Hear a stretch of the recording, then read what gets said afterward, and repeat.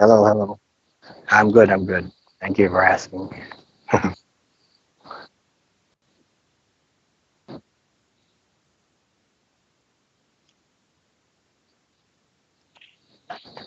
Okay. I'm GP. I'm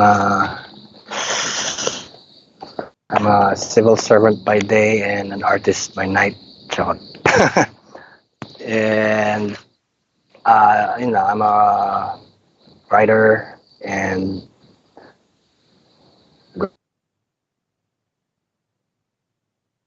graphic artist, and yeah, I work at House of Representatives as a legal researcher slash writer, and I used to be more involved sa poetry scene, but nagkaroon ng lull. I don't know how that happened. A lot of factors, pero yun. Tapos, when I tried doing a comeback, parang bago na lahat ng players eh. Tapos parang hindi ko nakilala yung mga iba, mga bata eh. Tapos, okay. So, yun. I'd like to make a comeback kung kakayanin. Pero I'm busy sometimes eh. Most of the time. Um,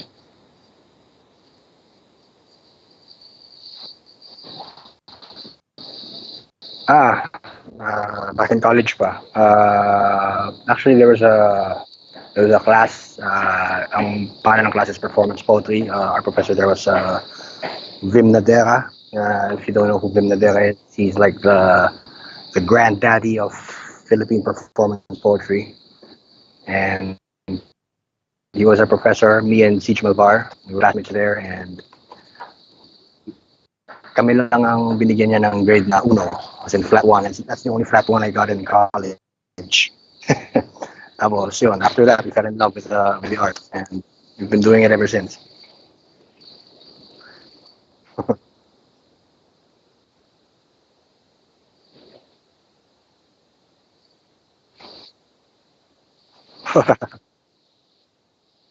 Yeah, yeah. I think actually yung ano ngayon. Yeah, yeah, go ahead, sige.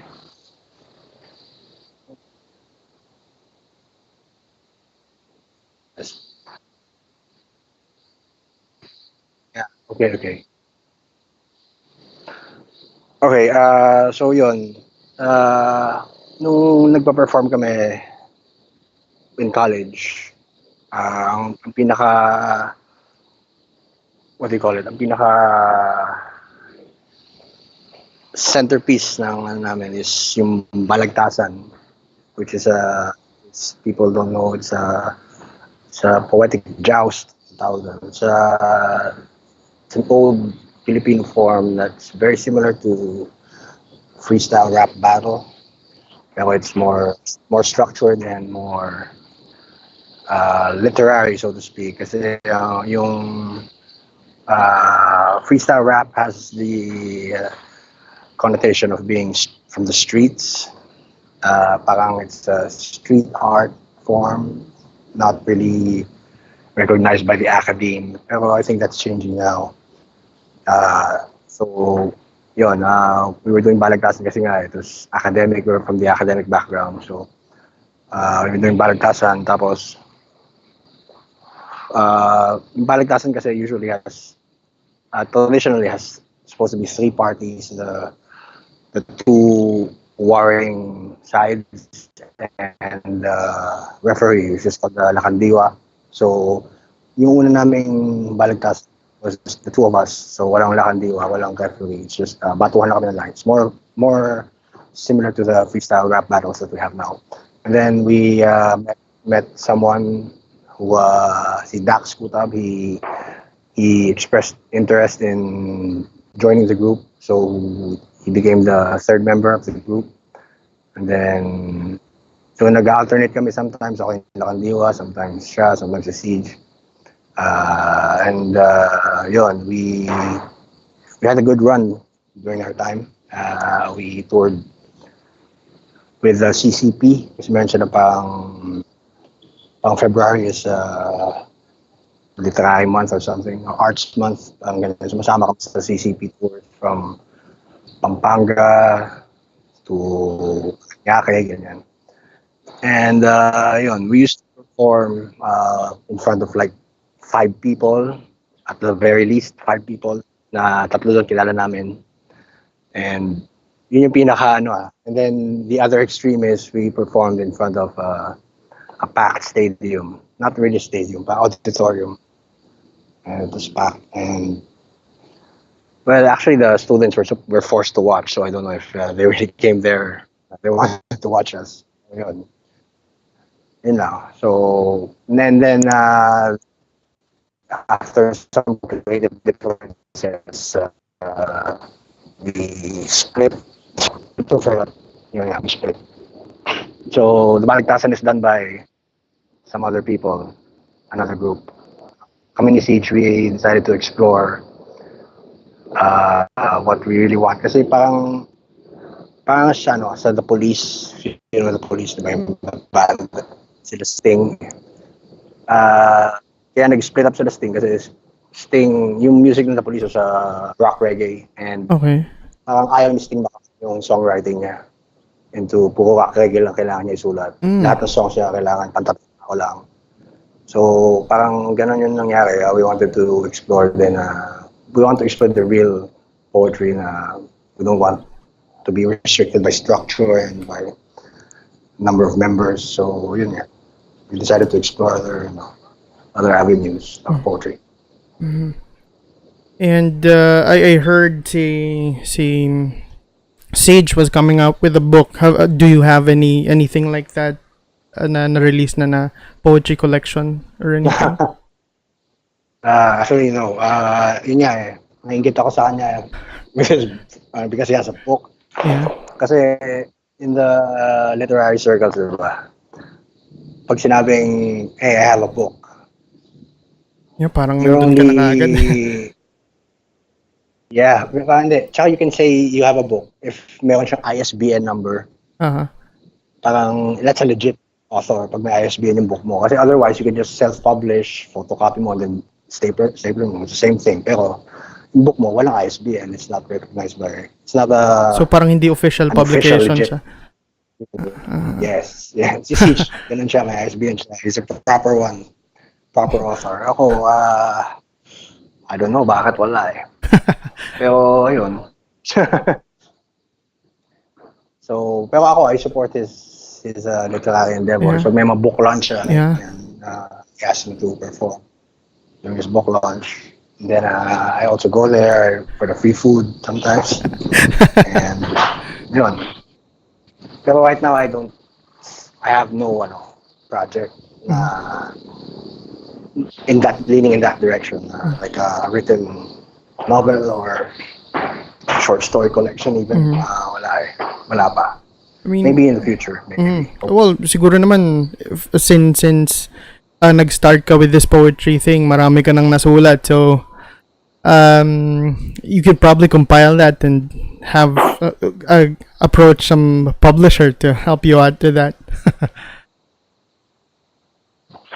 Oh yeah. I have a blog actually for my poems, pero I don't think parang siya hindi siya coherent. Wala siyang coherent theme na para kagatin ng publisher na this is all about heartbreaks, all about kasi yung akin. Sabagay kasi usually yung mga hilig ng mga publishers yung mga ganong klaseng poetry for some reason. Kailangan may overall. And I heard you mention a lot about hip hop. Well, the influence of hip hop in your work is very apparent, it seems. Maybe can you talk about your influences that shaped your poetics? Okay. Well, yun, hip hop. I have my high school classmates to thank for that. Kasi in high school, may mga classmates ako na they would go to the States pag summer. Tapos babalik sila, may mga dala silang CD na bago na wala pang may alam dito. And then, paparinig nila sa klase. Mga Wu-Tang Clan, Yeah, heard those things na bago, di pa sila kilala dito. Yun, and then, nagustuhan ko kasi yung rhythm and flow ng rap. Yeah. It's like, cool ka kagad pag nag-rap ka eh. Before. Not just the ability to rhyme, but yung lalim na sinasabi mo, yung ibang level pa yan eh. Kaya maganda si Eminem eh, kasi he can rhyme and then yung message ng rhyme niya is poetry eh. It's poetry. Yun. That made me, fall in love with well, sino yung mga main influences mo sa hip-hop? Yun yung pinakauna kong siguro. Hip-hop. Wu-Tang Clan siguro. Method Man. And medyo old school ako eh. Sa new school siguro sila Eminem, Tribe Called Quest. May old school din. Old school pa nga yan. Yun, sa mga bago yan. Si Eminem, basically yun lang. Hindi ko gusto gano'n sila Drake. Poppy. Kanye, yan. Magaling yan. Academic din yung background kasi. Sino yung isa si Chance the Rapper? As Chance the Rapper, yun. I haven't actually had a chance to hear him. Pero yung academic background din yata siya. Oo. Actually. Parang from and then I heard you had a recent hosting of poetry event at CCP. Yes. Can you tell us about that? We hosted parang 3 days kasi na poetry festival sa CCP. We hosted day 2, the second day, and it was wonderful. Yung niya parang meron mga nag-Ilocano poems, merong mga taga Ifugao na nakabahag pa talaga nag-perform. And very cultural. Tapos ang lang namin ni CJ actually is we thought it could be a venue for parang akala namin makakapag-perform kami in between, pero parang eventually naisip namin, this is not our show, man. We're just hosts here. So nanakaw down na namin, nag-perform lang kami 1 piece each sa middle sa simula sa dulo. Pero yun, tapos I got to shake hands with Heber Bartolome. He's a legend pala. I didn't know na siya pala yung nagsulat ng song na tayo mga Pinoy, tayo hindi, tapos nung bila siyang gawa nun, parang sa isip ko, what the fuck siya nagsulat nito? Oh my God, I didn't know that. After nun, parang, idol, ikaw pala nagsulat. Yan, hindi ko alam. Lagi yung kinakantay ng bata, hindi ko alam. So yun, tapos basically nagpapatawa lang kami in between sets para lang hindi mabore yung audiences. Pero ang pinaka-memorable doon yung Ilocano poetry kasi parang wala silang concern kahit wala silang subtitle na wala ka nababasa eh. They just did their thing. Tapos magigets mo yung ginagawa nila eh. Parang kahit hindi ka Ilocano speaker, magigets mo eh. So, ayun. Hindi kami nakabalik for the third day. Pero nung first day nandun kami to study the crowd. Pero yung pala iba-iba din yung crowd per day. So, yung third day yata yung pinaka-pop kasi nandun sila Juan Miguel Sierra. And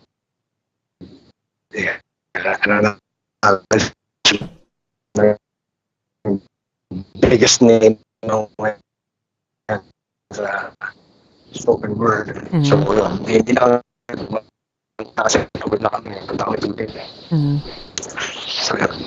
Pero with me, may talent yun eh. Kaya hindi ko nabayaran. Pero yung thesis niya, ako is a partner for Russ na it's like it's a sure venue for you if you're into spoken word and literature and poetry. Attend ka ng mga events sa CCP yan. Kakaroon ka ng chat. Yeah. Tapos yun, ang daming talent sa open mic na lumabas.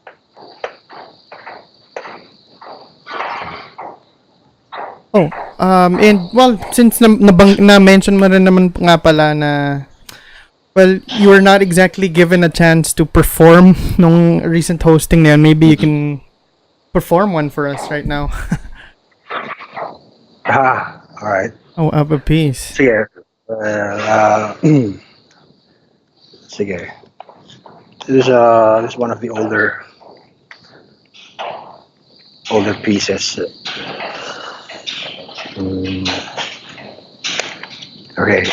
Uh, so, a brief ano lang sa mga influences ko. Marami akong influences actually. Mm-hmm. So, ito, more on religious shit. Kasi, ako Catholic schoolboy. Yeah. And with a postmodern twist. Yeah, yeah, I'll perform one of my older ones. Mm-hmm. In nomine Patris et Filii et Spiritus Sancti. Amen. A reading from Psalm 420. I am the shepherd, and this is my flock, the coolest flock of sheep in the universe. These sheep answer to me, and only to me. They do not run from the sound of my voice, nor do they shy away from the touch of my hand.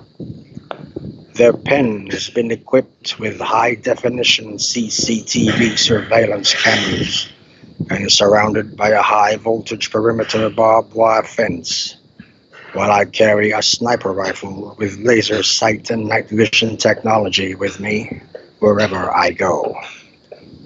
And should any one of them accidentally stray into the Badlands, a full rescue squad is sent to retrieve them immediately. But it has come to my attention that one of you is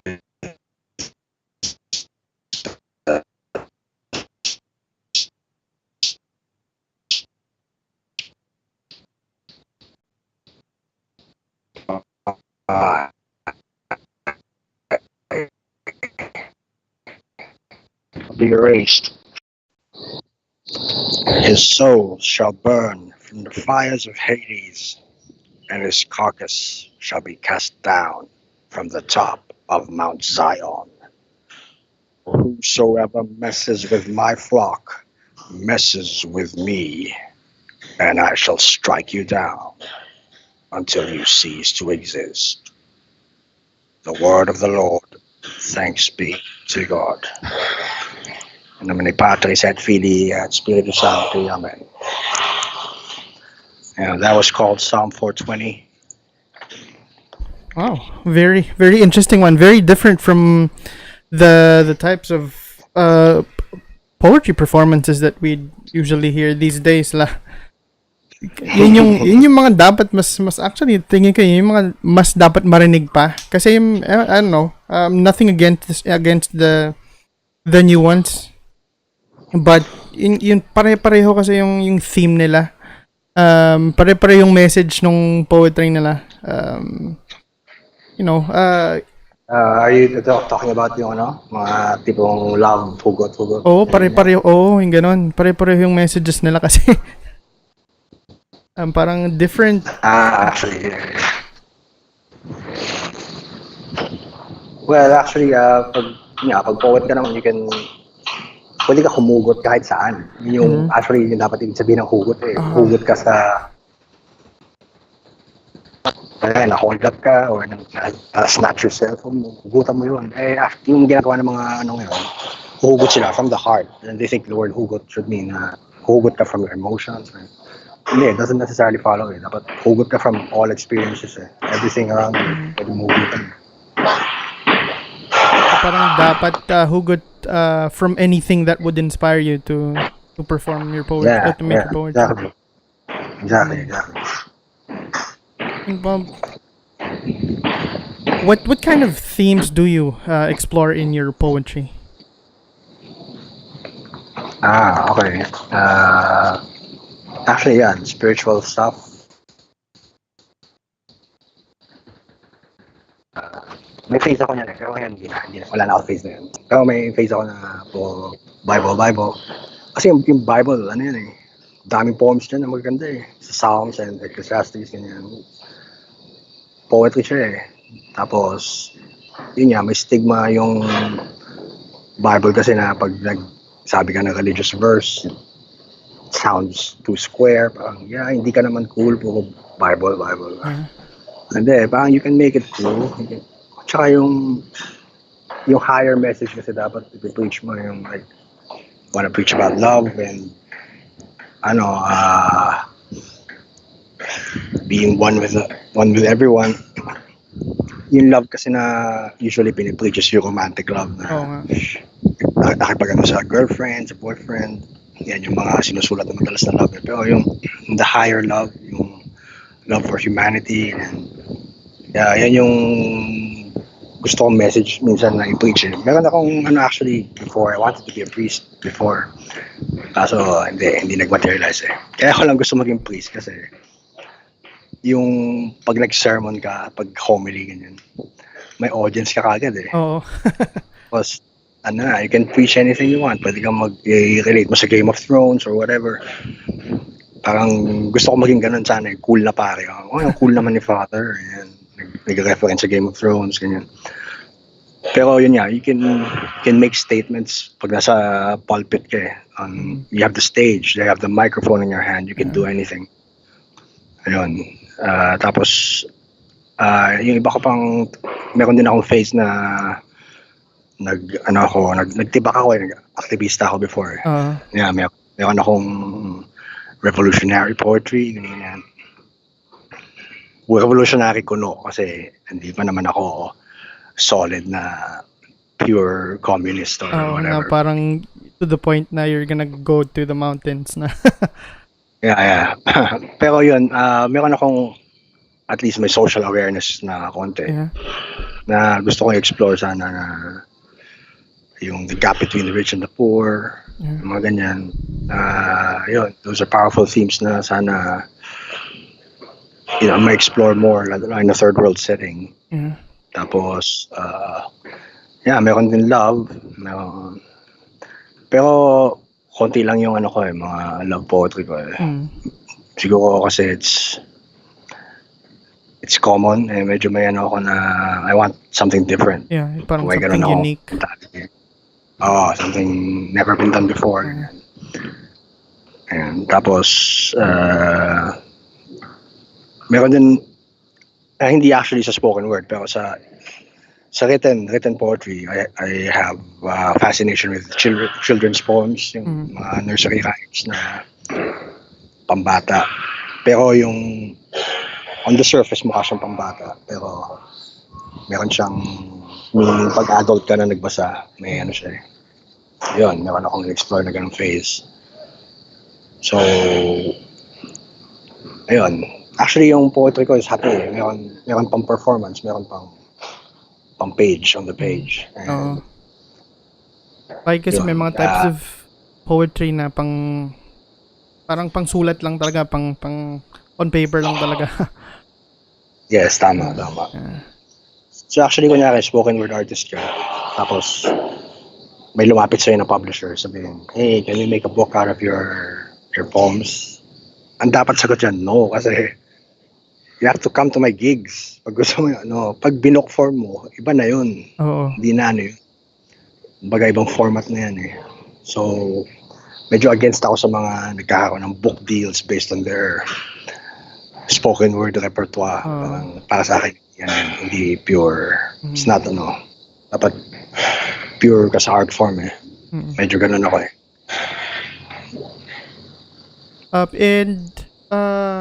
Also, a couple of years back, the British Council got the London-based poet Akala to give workshops here, and you participated in that.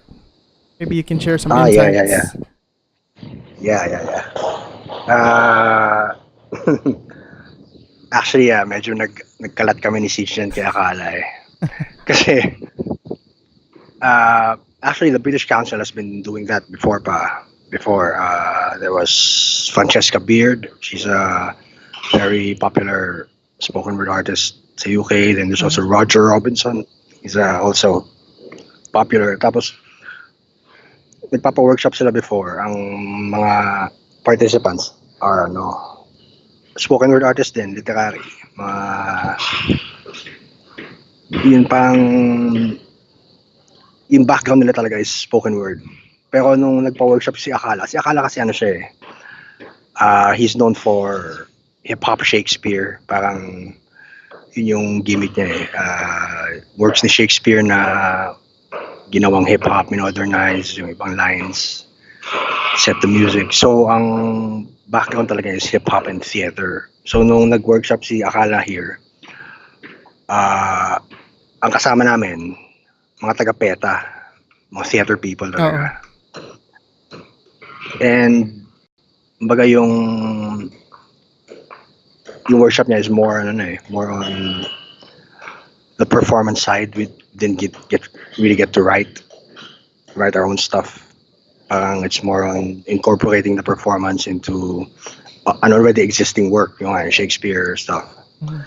So, ang medyo nag-shine talaga doon, yung mga PETA people. I have nothing against that. Okay lang naman yung ganun. Pero, not competing naman with them. They're really good actors. Pero, ang dating kasi parang, mali yata nasama kami ni Siege dito sa ganito. Ang gagaling ng mga PETA So, yung kumbaga hindi kami nag-shine kasi kami ni Siege, nag-shine talaga kami pag ganyan Yung kay Francesca Bicha, kay Roger Robinson, talagang papansin kami. Yung naalala ko sa nakakatuwa sinabi sa akin ni Roger Robinson na after he heard me perform, sabi niya, you could perform in England, Tapos parang tuwa ako wow, really? Ganun level ako Yun, tapos si Siege, he got to be part of Francesca Beard's workshop sa London. Binayaran ng British Council yung niya. He got to go to London, basically. Ako, parang isa lang yata yung slot, tapos siya na lang nakasama. So, ayun, medyo maingit din ako dyan kay Siege kasi nakapunta sa London, ako hindi. Pero yun, ganun yung level namin ni Siege Malvar. Pang-international ko, Hindi naman sa sa pag-yabang. Pero yun, baga the foreign spoken word artists, they recognize our style and they like it. Tapos, yung kay Akala, hindi kami nag-shine. Parang hindi Siege, hindi tayo pinapansin ni Akala. Okay, so medyo fail tayo dito. Pero it's okay. Spoken word Shakespeare siya. Hip-hop Shakespeare. So, it's a whole different thing. Yeah. Pero it's okay. Yun nga lang. Pagka nagkaroon ng ibang workshop yung British Council, sana makasama ulit kami. I'm sure by that time, magsashine na kayong dalawa.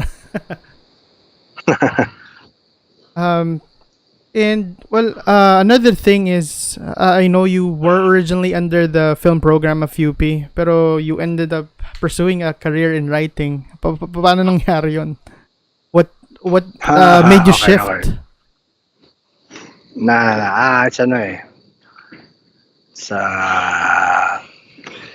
It's a sad story. Just, parang dati kasi film, di ba?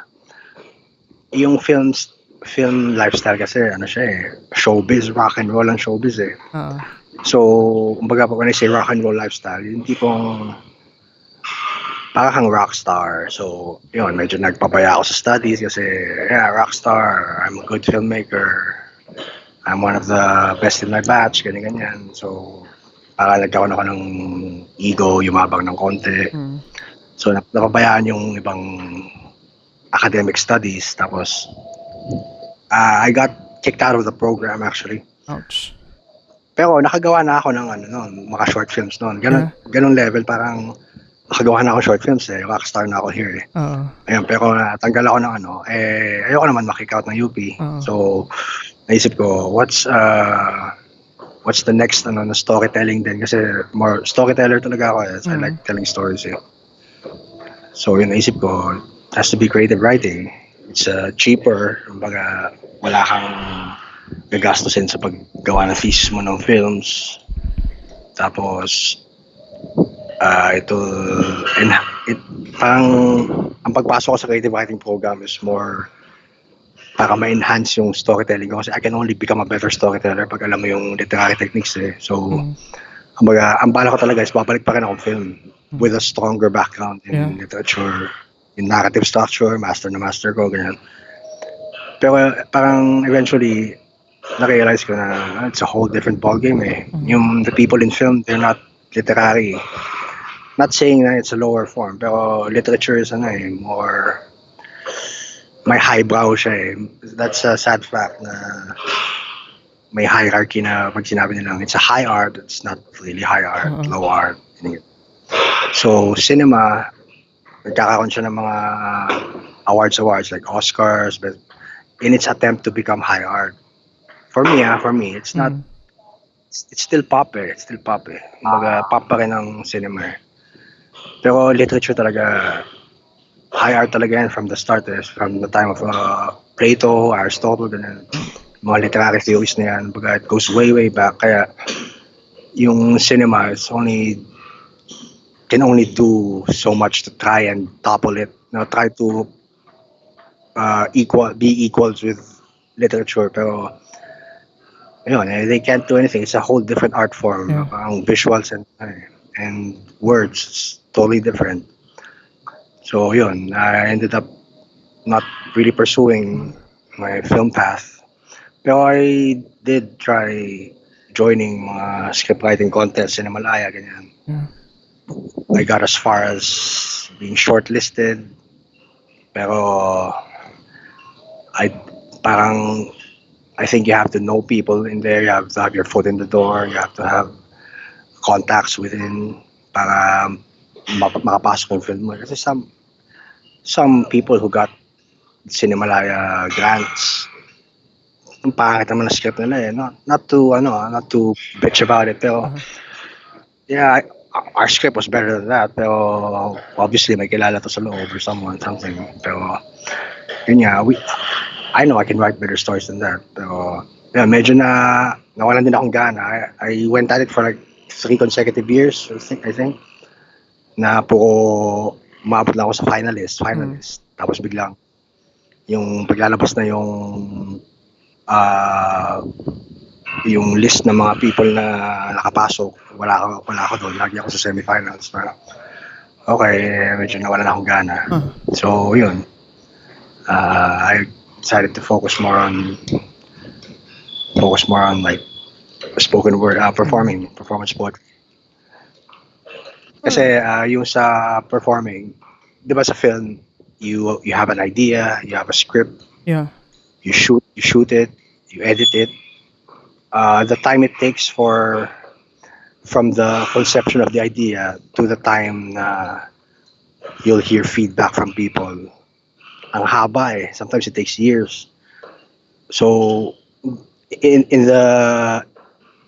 between, parang hindi mo alam kung maganda ba itong ginagawa mong pelikula or hindi kasi Oo nga, hindi mo pa alam hanggang di pa tapos eh. Yeah, you can gauge it lang sa reaction ng audience eh. Whereas sa spoken word, sa music, nag-music din ako eh, na yun, pagka nag-perform ka on stage, instantaneous yung feedback eh, when you give out your lines. Makikita mo sa mukha ng tao, sa body language nila kung okay yung ginagawa mo or not eh. So yun, mas ako sa ganung klaseng feedback system na yung instantaneous feedback. Mas na-appreciate ko yun na okay itong art form. Perform ka tapos papalakpakan ka pag magaling ka. Pag hindi ka magaling, wala reaction. Pagka magaling ka, they'll shake your hands afterwards. Tapos may followers ka na after sa Facebook. Pag uwi mo, may bago kang followers. Yung ganyan. Yung mga ganyang feedback loop. Ang ganda eh. Masarap yung nakaka-encourage to do better, to become more active and ayun, mas ko siya. Mas na-appreciate ko siya. Well, since anyway, didn't you try to maybe self-produce na lang of sorts since you had the film background anyway, tapos yung writing mo nga, or is it a very different ball game that you just didn't bother to try that out? Yeah, meron akong actually may script ako na it's a screenplay na this one I really want to do it, pero I'm saving it until I meet the right person who will finance it. Mm. Kasi mahal ng film production eh. Actually. So I'm waiting for someone na kumbaga sa time ng Renaissance, 'di ba? Sila Leonardo da Vinci. Mm. Meron silang patrons, yung mga Medici family. Mm. Kumbaga you pitch your art form to them, and then sila may pera and say, okay, do your art, here's the money, do it, go do it. Eh, basically kasi pag artist ka, madalas yung mga artist, walang pera, madalas eh. Yun nga yung Kasi, sabi nila eh. yeah. The better the artist kasi the less money has eh. And may relation yan eh. Kasi if you're an artist, if you're a good artist kasi yung you get from your experience people who don't have that much in life, they get to experience more apart from people na born with a silver spoon in their mouth, they have everything fed to them. They don't really get they don't have the urge to explore. Parang okay na kami dito sa ganitong comfort zone, okay na ako. So they don't commute, they don't ride public transport, they don't get to sit beside people na mababaho sa jeep, sa train. Yeah. So I guess parang yung writing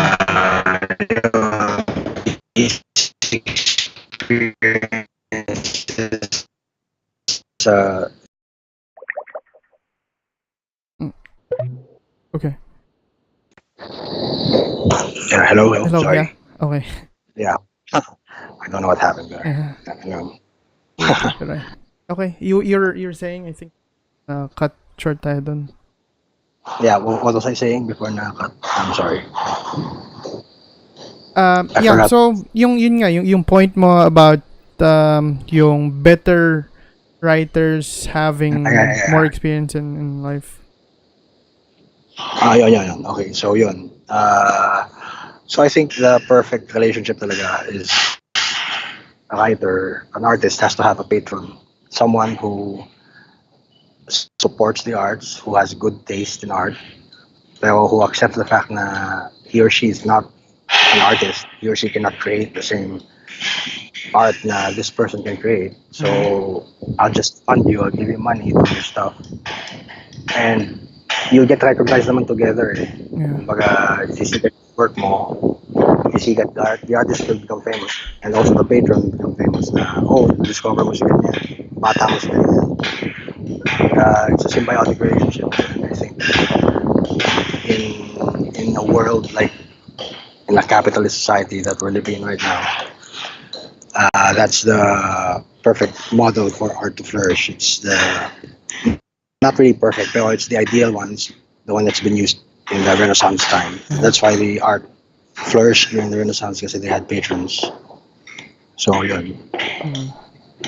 Oh, and how did your education and experience sa UP shape your poetics? It helped a lot. Kasi I came from an all boys Catholic school and there's a lot of rich kids, a lot of jocks. Yeah. But you can't, like for example, ako mahilig ako sa colorful stuff eh. Like mga Lisa Frank, alam mo yung Lisa Frank, mga colorful na ano. Pero pag magpakita ka ng interest na ganyan sa all boys school, sabihin sa'yo bakla ka eh. Pero psychedelic kasi yung kulay eh. It's trippy eh. Pero hindi mo siya malalabas kasi tatawanan ka. So you just keep it to yourself. Ayun, nung nag-UP ako, parang boom, biglang lumawak yung mundo ko. Sa UP natanggal yung homophobia. Dati I used to be afraid of gay people. Pero nung nag-UP ako, some of my closest friends are gay. And it's okay. I got to meet people.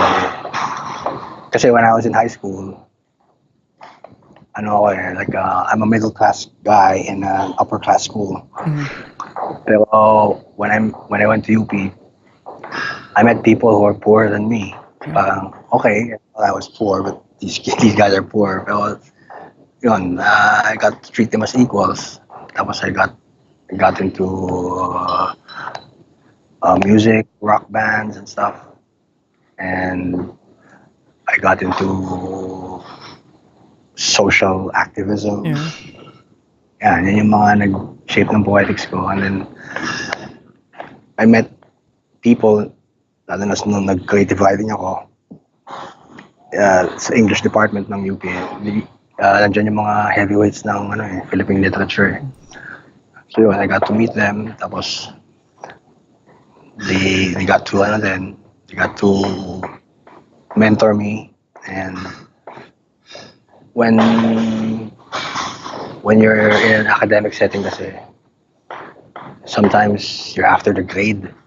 You Yeah. just want to have high grades at the end. Pero ako, yung goal ko during that time was I want to impress the teacher. Kahit hindi mataas yung grade, basta gusto ko sabihin sa akin ng prof ko na this is nice. Kasi the grade doesn't matter, pero yung the art that I'm doing, yun yung gusto ko na hindi lang yung audience ko gusto ko magsabi ng okay. I want my mentor to say I'm okay. Para may na gusto ko ng approval ng teacher ko. I don't really care about the audience. Kasi pag okay sa teacher ko, okay yan sa audience. Hindi so yun. Medyo naging concerned ako sa ganun. Tapos eventually, aabot ka sa level na you've surpassed your teacher, di ba? Sabi nga na pag the highest compliment is when a student surpasses his teacher. Umabot ako sa level siguro na wala na maituturo yung teachers ko sa akin. It taught me everything na. So, just a matter of me improving my own style. Yun. So, I found my voice there, I found my style there in UP. And yun. That's where I spread my wings, so to speak. Okay. Well, ang ganda rin pala talaga. Ang ganda talaga pala ng background mo. I mean, kasi, well, like me, I kind of came from an all-boys Catholic school din before. And, well, when I left that school, na-expose ako more sa, yun nga, tulad nung sa'yo na nakamit ka ng mga apparently mas mahirap pa pala sa'yo. You're already thinking na mas mahirap ka sa kanila, sa mga klase mo before. So, and you get to connect with those, with them more, with the people you meet, like in your case, sa UP. And I know you are currently working sa House of Representatives. Maybe you can tell us more about what you do there. And how does your poetic sensibilities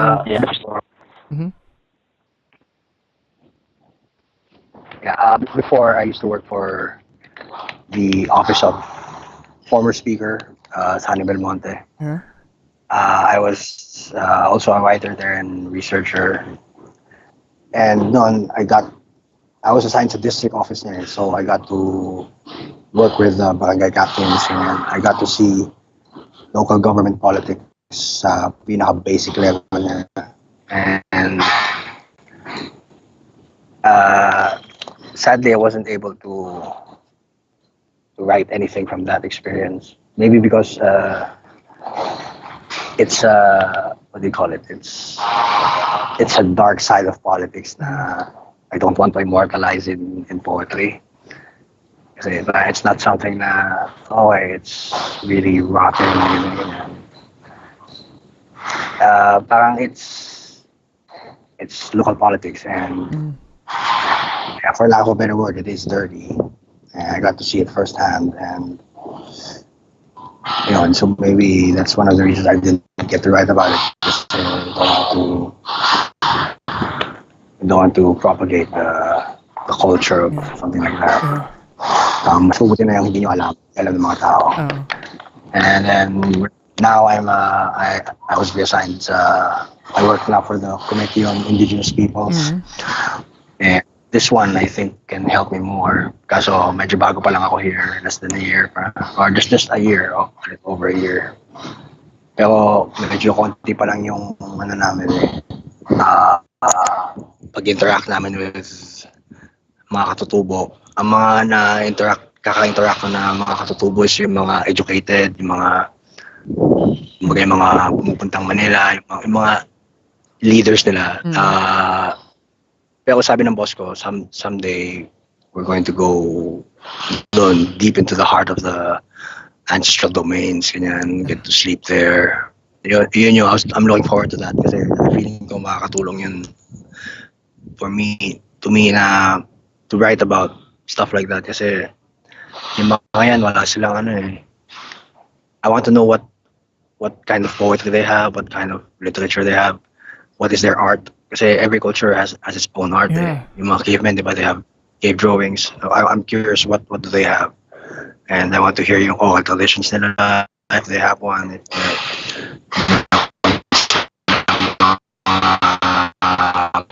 poetic forms na hindi recognize ng mga ex-kailangan lang yan.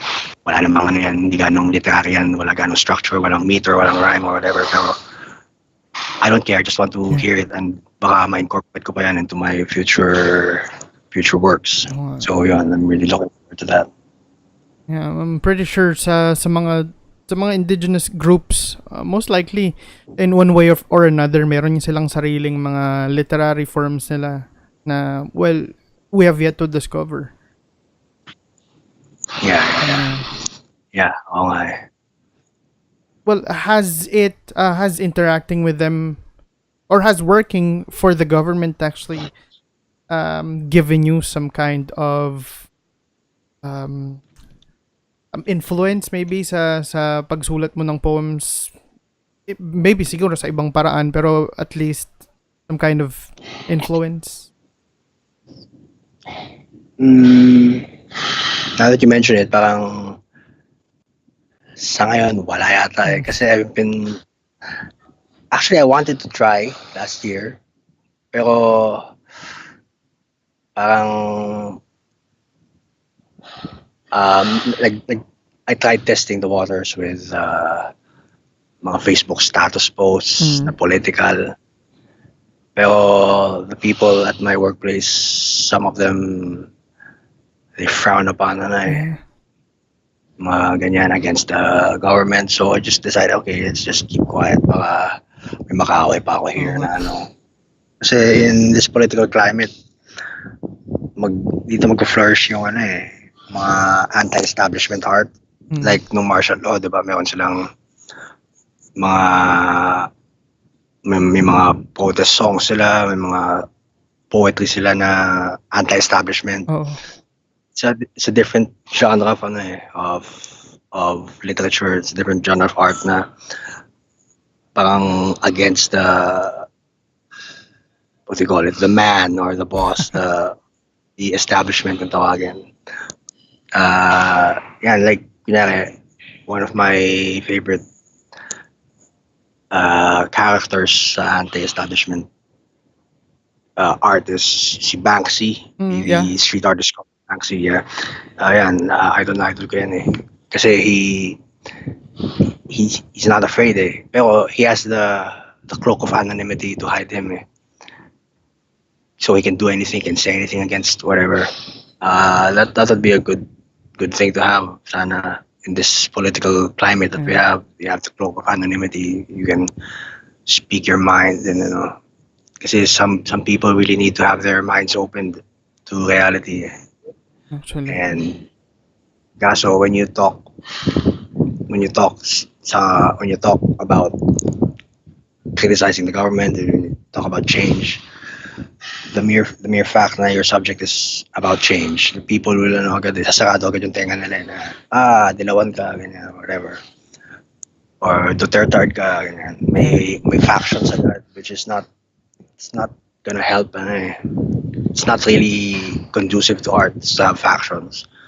Kasi art should be for everyone tapos yung interpretation na lang mag-iiba. Pero because of the factions, even they choose the art that they want to interpret. So pati yung pagpasok sa kanila ng art form, nakasala na. The yellows will choose the art that will furthers their interest. The other side will choose art that will further their Yeah. interest. So the choices are limited again from the start, which is should not be the choice. Yeah. But from the start, you get to see everything, and then that's what you choose after you've seen everything. Parang dapat So initially open ka. yeah, yes, exactly. Ayun. So yung political situation kasi ngayon, it makes you choose sides from the start pa lang eh. You Yeah. have to choose sides. Tapos yun, the art cannot thrive in this kind of climate. Mm. So I'm hoping for some kind of meaningful change, or I'm hoping for braver people who will get the ball rolling, start doing stuff na people are afraid to do. Yeah. Tapos others will follow. I think if I didn't work for the government, I think I'd be probably one of those people who would get the ball rolling. Pero I can't do it kasi it's dangerous eh. Yeah. Parang mahirap nga talaga. Mahirap na talaga. So I just wait for someone or something to get it started. Tapos, sige, support ko yan, okay yan. Tapos eventually, pag everyone is okay with it na, then maybe I'd jump in. Pero I'm afraid, yeah. Parang with the current situation, it's stifling my heart. alanganin pa yung ganyan. Oo, yeah. Yeah. Ito. Yun. Ako baka nakikinig yung mga boss ko na Oo nga, status ko baka sa marinig ka nila. Baka marinig nila yung hindi dapat nila marinig. I was choosing my words naman as best I can. So.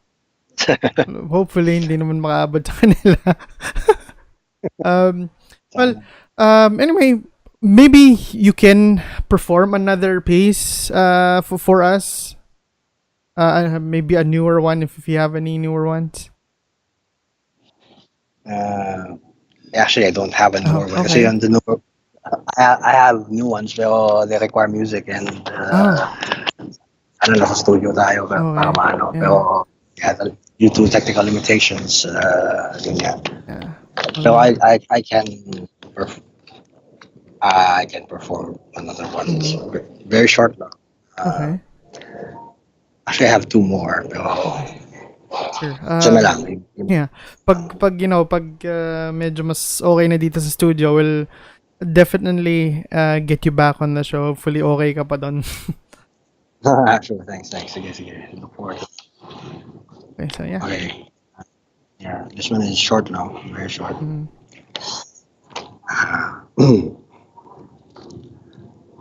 This one is called Dominus. I may seem shy in real life, but when I am live, I am in my element. The data streams are my domain.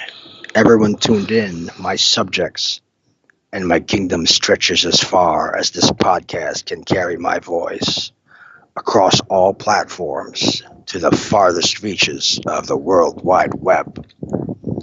The words I speak tonight will remain in your subconscious mind for the rest of your life. The word can become flesh, and the man with the microphone can change the world. So that's it. That's Dominus for that was edited for the podcast version. Actually, I performed that before live on stage, and there's a different version of that for stage. I performed that again on a radio show because Pilipinas before. I edited it for the radio, and then this one is edited for the digital age. Wow. Well, yeah, hopefully next time kapag kaya, we're gonna do a show in the studio para mas maayos lahat. And well, speaking of what would you call yourself, a page poet or a stage poet? And can you tell us about your writing process? Page poet or a stage poet?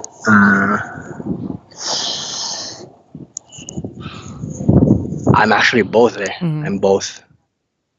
The thing with me is I I don't let the works cross over to the other. Like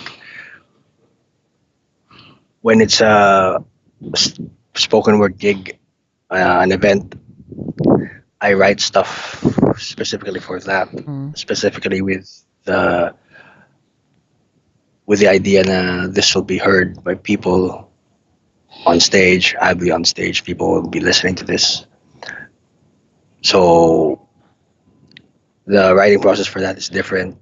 I need to take into account yung who the audience would be. Mm. I also need to take into account the ability to move. Kasi yun nga, yun nakalimutan ko palang banggitin kanina, the difference between spoken word poetry and performance poetry. Kasi Yeah. ang background ko is more performance Uh, poetry. Performance poetry is something na you incorporate a performance in the poetry. mm. You move around, you do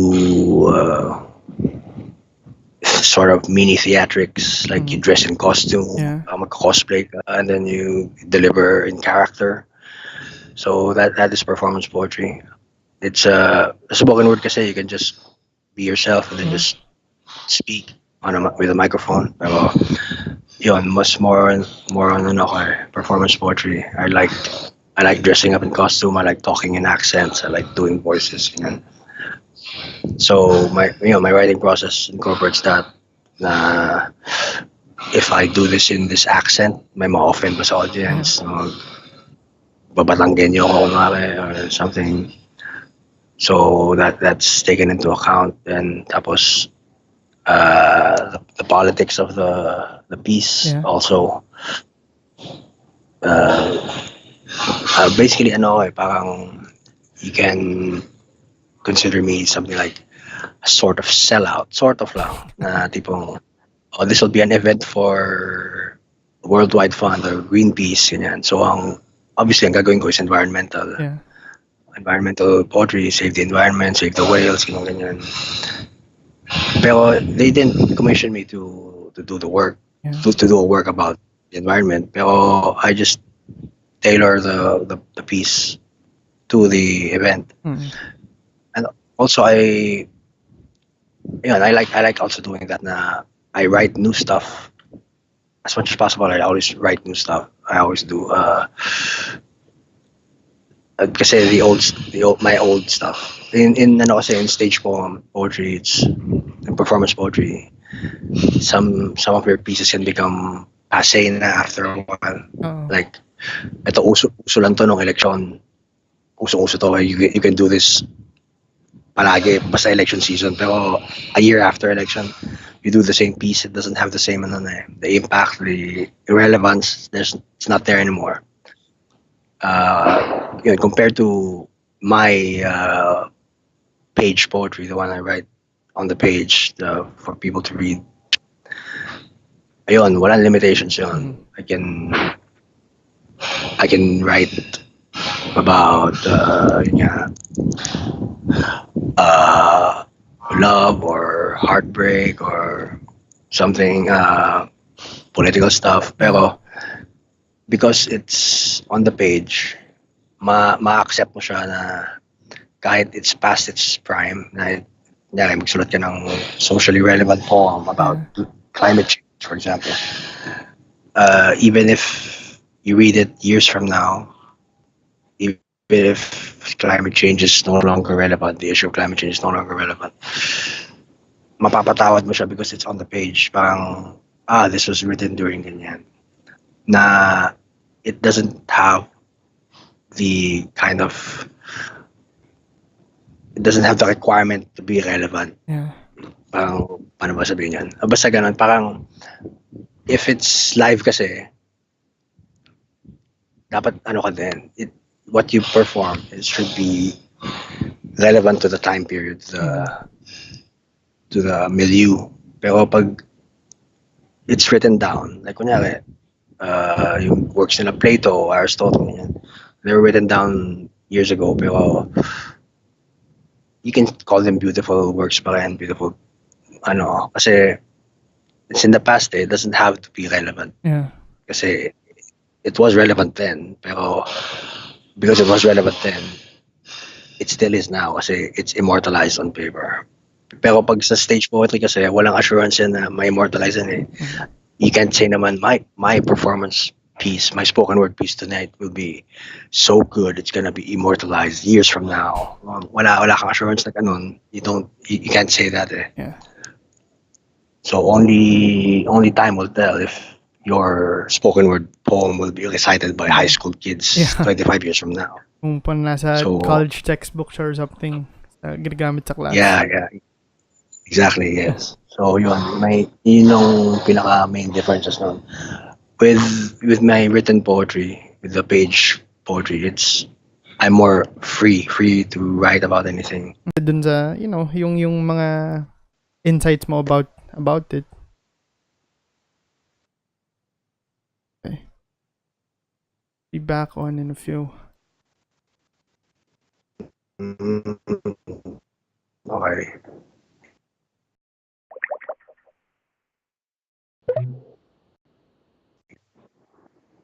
Hello. Hello? Oh, okay. Yeah, sorry. Wait, tumatawa. Akala ko sa Skype hindi makapasok yung ibang Yung ibang. yung ibang like may tatawag, Mm. hindi siya napa-block siya. Yung pala hindi. So Napapatungan din pala. Okay. ay, pag voice call yon, hindi yun ibang social media. Yeah. Okay. Okay. So ipagawa mo na yung studio mo para Oo nga eh. Actually, equipment lang naman din nang inaantay kung dumating na. talaga. Oo. Kasi may bukod dito dun sa spoken word show, meron yung all music naman. Independent lang talaga. Independent music lahat. So yun, may upcoming na for them na magpo-perform naman sila on the show live. Ayan, okay. I think we are live again now. So live go ulit. yeah, live na ulit. Continuation lang. Medyo may mga ilang mga dalawang questions na lang naman. Okay. So akala ko restricted ka sa 1 hour, so hindi pala. Yeah. Well, Okay, sige. sayang yung time. Okay. Yeah. Well, masyado ng maganda yung topic to cut it short eh. Okay lang naman lumagpas ng 1 hour tong show eh. Wala naman siyang kasunod na show. At least for now. Tama. Okay. So, in nga, going back, when pag nagsusulat ka, when can you say na yung piece mo is ready to be performed?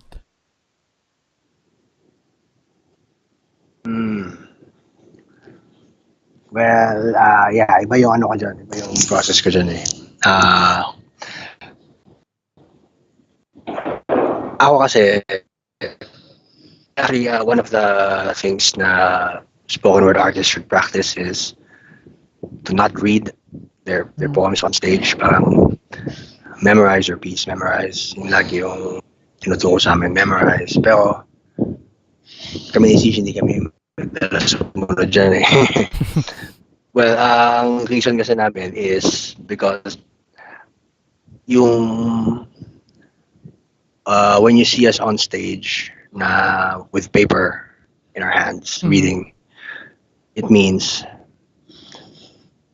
it's one of the first few times we're reading a piece.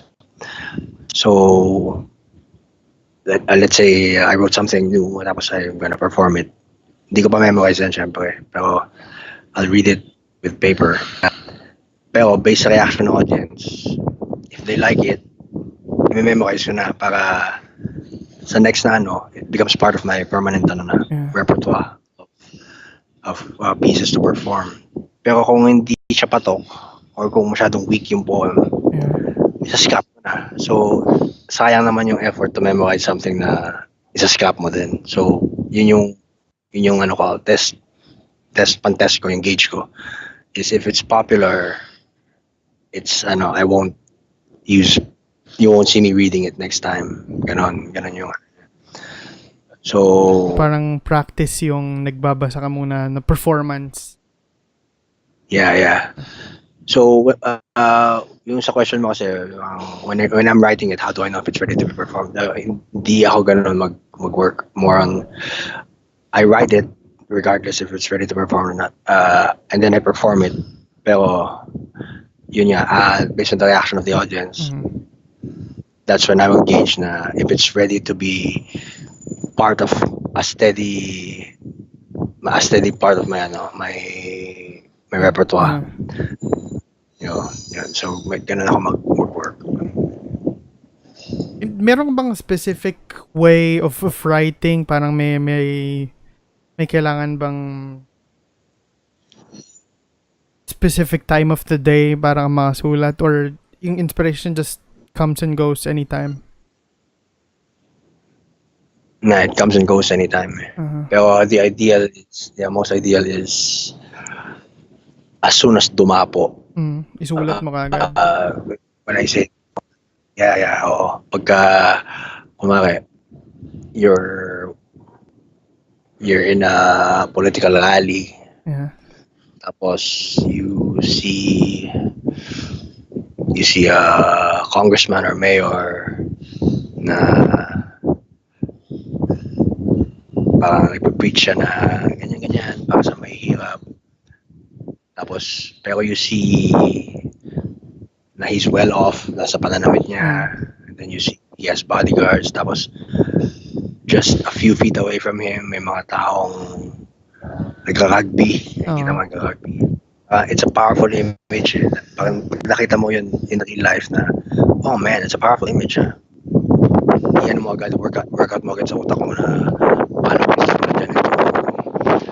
paano kita translate yung imagery na yun into a powerful metaphor, powerful, So, dapat as soon as you see it, you work on it na in your head. Kahit hindi mo pa muna isulat on paper, pero you have to be thinking about it constantly na agad na, oh, how do I do this? That's very, I have to translate it kasi na yung nakita mo in real life is gusto mo din makita ng reader mo. It's the same thing na makita ng reader mo.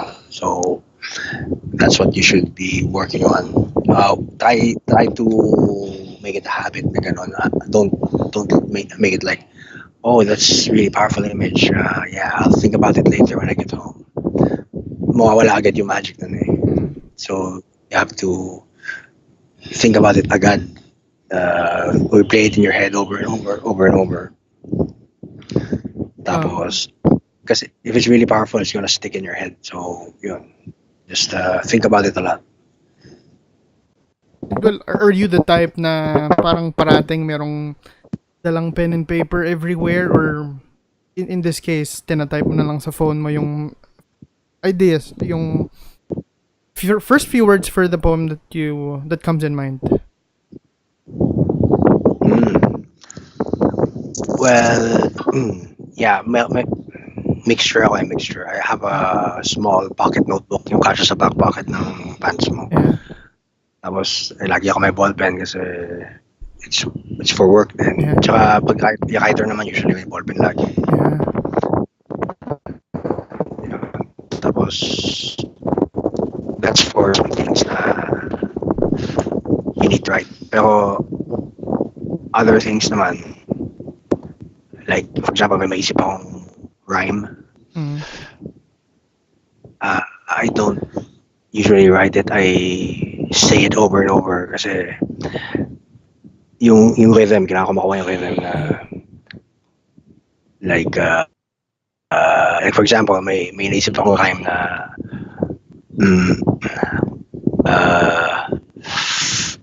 like for example, ito it ain't a real Prada if you bought it at Lazada. It's cheap and it's tacky like the dress you bought your baby mama. Parang yung mga ganung rhyme. Kailangan may rhythm siya, may flow. So, hindi ko sinusulat yun. Sinasabi ko na sa utak ko pa ulit-ulit. So, it's more notebook for literary stuff. Pero yung musical stuff, like ones that rely on rhythm and rhyme, I have to keep saying them in my head over and over. And then, pag nagdadrive ako, sometimes I rap when I drive. Kasi boring eh. So, wala namang makakinig. Yun. So, that's when I unleash my pag nasa car usually. Yun. And well, maybe you can give the listeners a quick parang workshop or writing exercise or prompt kung sa paggawa ng poetry mo. Like, paano like I teach them how to Yeah, or maybe how to start their poems kasi may iba na I'm very sure interested sila sa pagsulat kasi may mga kilala ako na they started with spoken word poetry pero parang ginagawa nila pretty much homage sa iba na pino-perform lang nila yung mga na sinulat ng ibang ng ibang poets. Syempre iba pa rin yung pino-perform mo yung sarili mong piyesa kasi 'di ba yung feeling nung poem hindi galing sa iyo pag hindi mo sinulat eh.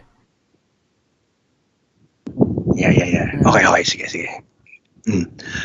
So I think one of the things na kailangan ng mga budding writers is what do you want to say? Actually, what do you want to say? If you're fresh from a breakup, usually what you want to say is something bad about your ex or wala tayong magagawa dyan. So, sige, you can try that up. Yeah, tapos, yung iba naman na single, what do they want to say? Try not to obsess too much sa sexual or something. O yung love na sexual love. Medyo dami nang sulat yun. Tsaka ang daling gawin yan eh. Baga, challenge yourself. Put some challenge in. So, what do you want to say really? Like, is there something na nangyari nakita mo kanina earlier in the day na ang sakit ikwento kasi nakakatawa or it's disturbing or powerful? Yun nga, like what I said, yung powerful imagery. Yeah. Like, let's give an example. For example, meron kang na-meet na girl na maganda siya, tapos narinig mo umutot na ang baho ng utot niya. Parang, di ba, ang sakit kwento. Nakakatawa, ang ganda-ganda niya, sa baho ng utot niya. So, that can be made poetic na parang the beauty, tapos may baho din yung beauty. So, yeah, you have to work on how to say it. Just try to imagine then you're talking to someone who's intellectually lower than you, slower, kasi yung idea mo is you have to be able to explain it to a 6-year-old or to a 10-year-old. Pag kaya mo ikwento yung kwento mo to a 6-year-old, ibig sabihin, solid na solid yung kwento mo. It's ganun yung i-practice mo na you have to simplify the ideas, basic. Pagka maraming characters yung kwento mo, hindi naman kailangan yung ibang characters. Scap mo na iba, narrow down mo into 2, yung important parties lang sa kwento. And then, yun nga, try to simplify the idea, tapos mag-research kayo on figures of speech. Yan yung, pag may ganyan ka, poetic agad yan. Automatic, pag mayroon kang simile, metaphor, hyperbole, metonymy, synecdoche, yung mga advanced na yan. Pero yung basic na, she is like a summer breeze, ganyan. Yung mga like as, pagkaya mo mag-express in may ganon, that's poetry already. So, lagyan nyo lang na maraming ganon. O wag naman exage na marami, pero just enough to express your idea, what you want to say, what you really want to say. So, if what you want to say is, there's beauty in the world, pero every beautiful thing has an ugly side din. Yun yung pinaka thesis mo, tapos you illustrate it with a hot woman with a nasty smelling fart. Mm. So kahit words siya, dapat yung the experience na naamoy mo yung utot, yung dapat yung audience din, yung reader, maamoy niya. Oo.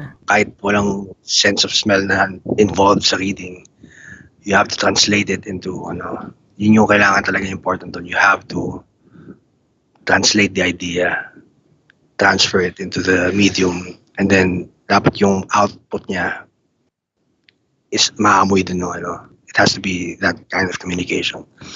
So yun, practice lang kung you can try describing smells. Yan, kasi yun nga, hindi nagta-translate ang smell sa di Yeah. ba? You can try describing sounds. Sobrang lakas ng paghilik niya, parang jackhammer, like a jackhammer. Yan, you try to find similar stuff that will help you describe it. Ayun. So, yun yung muna ang practice nyo. Try to do that. Tapos, huwag kayong mahiya pag may open mic. Pag may open mic, huwag kayong mahihiya. As in, kasi pag open mic, wala naman nakikinig dyan eh. Pagka hindi maganda yung work mo, hindi sila nakikinig. So, pag maganda work mo, makikinig sila. So, the worst that can happen is hindi sila makikinig. You're not gonna be booed off stage for that. The worst that can happen lang is they won't even know you're there, which is not a bad thing. It's just better than being booed. Yeah. Being booed is negative na. So, at least neutral na wala silang pakialam sa'yo. That's better than so, eventually, magpo-progress ka into people will stop talking just to listen to you kasi, uy, okay itong niya ginagawa niya. Okay yung idea niya. So yun, courage din, courage. Yun. That's what you get from doing open mics. You need to be brave and face the people. Yun. Yun lang. Okay. Okay. Do you have any shows coming up with Siege maybe? Na gusto mo mention? Wala eh. Pero wala pa sa ngayon. Pero we have a Facebook page, Batutes, search niya Batutes. Yun, tapos kung gusto niyo umattend ng open mic, may akong Happy Mondays sa, I'm not sure kung saan, sa Katipunan, sa may Katipunan. Happy Mondays is sa isang bar siya, tapos it's held on a Monday. It's spoken word lang, as in spoken word. Tapos may lineup at the start, pero yung ibang naka-lineup naman usually hindi nakakadating kasi Monday is a work day. So ang nangyayari is mas mahaba yung open mic kaysa sa actual show. And sometimes the open mic is more interesting than the actual show. So kahit sikat, dapat wala kayong ego na parang sikat na ako hindi ako nag-open mic eh. I don't do open mics for beginners. Hindi. Dapat kahit sikat ka, you can use the open mic to test your new pieces. If you have new pieces na written, that's a perfect testing ground for it. So yun, Happy Mondays. I-google nyo na lang or tanongin nyo si Siege sa Batutes Facebook page namin. Saan yung Happy Mondays exactly and what time siya. Tsaka yun, tapos doon, punta kayo doon and malamang magkita tayo doon. So most likely during on Mondays nandun kayo pareho. Yes, most likely. Parang it's like every other Monday. Every other Monday. It's not every. So hindi ko na sure kung ano. Pero sige, try namin i-announce dun sa Batutes. No, i-share na lang namin din yung post. No, sige. Okay. Alright, any last words maybe for audience for inspiration sa mga gustong mag-try na tong performance poetry or ng spoken word poetry for that matter? Advice. Yeah, advice. The young people is Uh, Siguro, keep keep an open mind. Yung pinakamagandang advice dyan. Keep an open mind always. Uh, Kasi an open mind is open to new experiences. Then new experiences can produce. Mhm. Kausap ko yung tao na have different beliefs or religious beliefs than you. Don't don't close your mind to it. Listen to what they have to say. Sometimes what they can say is something poetic that you can get and use for your own poetry. And sometimes the clash of conflicting ideas can produce good art then. So discourse then, and do not be afraid then to speak your mind. Pero in this day and age, in this social climate pala, you have to be careful then Yeah. what you say. So don't just say anything. You have to think twice before you type anything on your social media or click something. Yan. Tsaka, ano din, you can try this hindi ko pa natatry to. There's something called Instagram poetry. Yeah. It's a new thing. I haven't tried it yet, pero I'm gonna try it sometime siguro. Very, very short poems lang na kakasya sa square na canvas. And then, just write your thoughts. Mm. Tapos, publish nyo sa Instagram. Doesn't have to be, ano naman, you're not doing it for an audience actually. You're just expressing your feelings. You're expressing yourself. Tapos, yun, if people start liking your post, that will encourage you to write more or write better. Pero Yeah. the fact that people don't like your post or the people don't like your status or your comment na you wrote in a poetic form, that should not stop you from writing. Yeah. Na, oh, kung konti naman ang likes nito or ang konti na shares ko, that should not even factor into your writing ability kasi literature was there before social media, so it's not should not deter you from writing. Just try it, just write, keep writing. Yun lang ang masasabi ko sa mga just keep writing. Okay. Thank you. So, You're welcome. Actually, enjoyable sana tuloy-tuloy pa rin pero wala. Oo nga. Ako kasi. Oo nga.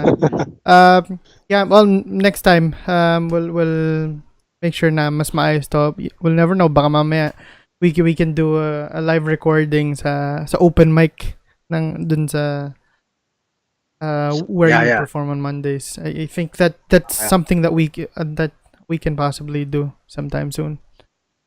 Sure. Sige.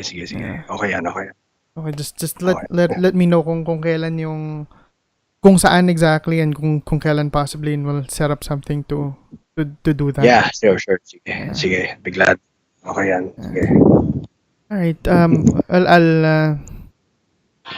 I'll stop the live stream na pala. Okay, sure. Sige. Thank you. Okay, so mas free na tayo pag stop na to.